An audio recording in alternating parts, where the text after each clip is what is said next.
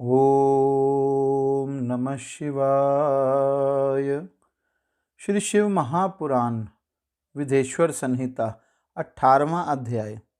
ऋषिगण बोले, हे सर्वज्ञों में श्रेष्ठ, बंधन और मोक्ष का स्वरूप क्या है, यह हमें बताइए।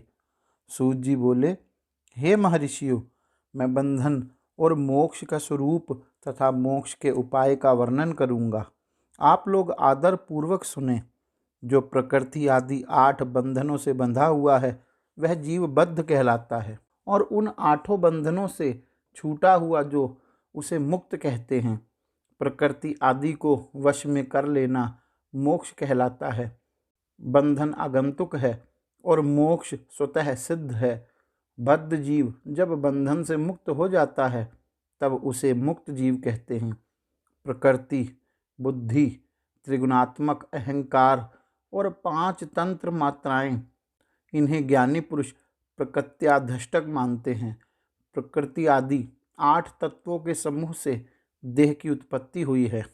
देह से कर्म उत्पन्न होता है और फिर कर्म से नूतन देह की उत्पत्ति होती है। इस प्रकार बार बार जन्म और कर्म होते रहते हैं। शरीर को स्थूल, सूक्ष्म और कारण के भेद से 3 प्रकार का जानना चाहिए। स्थूल शरीर जागृत अवस्था में व्यापार करने वाला, सूक्ष्म शरीर जागृत और स्वप्न अवस्थाओं में इंद्रिय भोग प्रदान करने वाला, तथा कारण शरीर सुषुप्तावस्था में आत्म आनंद की अनुभूति कराने वाला कहा गया है। जीव को उसके प्रारब्ध कर्मानुसार सुख दुख प्राप्त होते हैं। वह अपने पुण्य कर्मों के फल स्वरूप सुख और पाप कर्मों के फल स्वरूप दुख प्राप्त करता है। अतः कर्म पाश से बंधा हुआ जीव अपने त्रिविध शरीर से होने वाले शुभाशुभ कर्मों द्वारा सदा चक्र की भांति बार बार घुमाया जाता है। इस चक्रवर्त भ्रमण की निवृत्ति के लिए चक्रकर्ता का स्तवन एवं आराधन करना चाहिए। प्रकृति आदि जो 8 पाश बतलाए गए हैं उनका समुदाय ही महाचक्र है, और जो प्रकृति से परे हैं वे परमात्मा शिव हैं। भगवान महेश्वर ही प्रकृति आदि महाचक्र के कर्ता हैं, क्योंकि वे प्रकृति से परे हैं। जैसे बकायन नामक वृक्ष का थाला जल को पीता और उगलता है, उसी प्रकार शिव प्रकृति आदि को अपने वश में करके उस पर शासन करते हैं।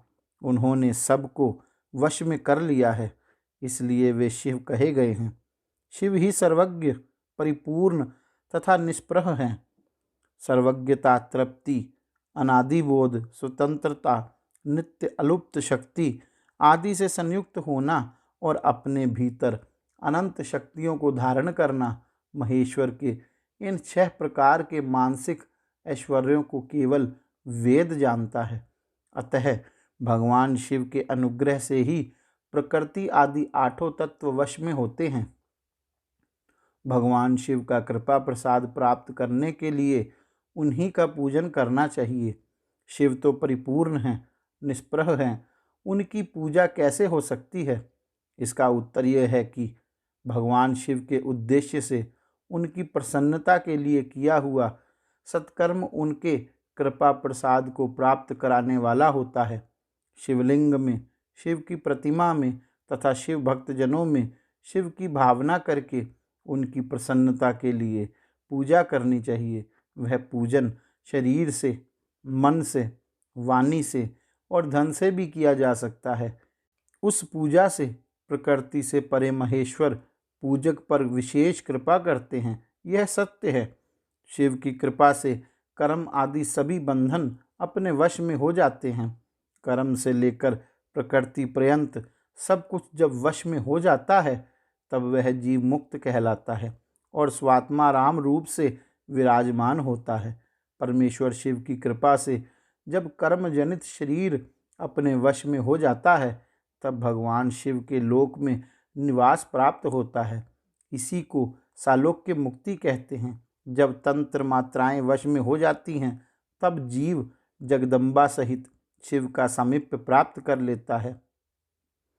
यह सामीप्य मुक्ति है। उसके आयुध आदि और क्रिया आदि सब कुछ भगवान शिव के समान हो जाते हैं। भगवान का महाप्रसाद प्राप्त होने पर बुद्धि भी वश में हो जाती है। बुद्धि प्रकृति का कार्य है, उसका वश में होना सारिष्टी मुक्ति कही गई है। पुनः भगवान का महान अनुग्रह प्राप्त होने पर प्रकृति वश में हो जाएगी। उस समय भगवान शिव का मानसिक ऐश्वर्य बिना यत्न के ही प्राप्त हो जाएगा। सर्वज्ञता आदि जो शिव के ऐश्वर्य हैं, उन्हें पाकर मुक्त पुरुष अपनी आत्मा में ही विराजमान होता है। वेद और शास्त्रों में विश्वास रखने वाले विद्वान पुरुष इसी को सायुज्य मुक्ति कहते हैं। इस प्रकार लिंग आदि में शिव की पूजा करने से क्रमशः मुक्ति स्वतः प्राप्त हो जाती है। इसलिए शिव का कृपा प्रसाद प्राप्त करने के लिए तत्व संबंधी क्रिया आदि के द्वारा उन्हीं का पूजन करना चाहिए। शिव क्रिया, शिव तप, शिव मंत्र जप, शिव ज्ञान, शिव ध्यान के लिए सदा उत्तरोत्तर अभ्यास बढ़ाना चाहिए। प्रतिदिन प्रातः काल से रात को सोते समय तक और जन्म काल से लेकर मृत्यु पर्यंत सारा समय भगवान शिव के चिंतन में ही बिताना चाहिए। सधोजात आदि मंत्रों द्वारा तथा नाना प्रकार के पुष्पों से जो शिव की पूजा करता है वह शिव को ही प्राप्त होगा। गौरी शंकर भगवान की जय। ओम नमः शिवाय।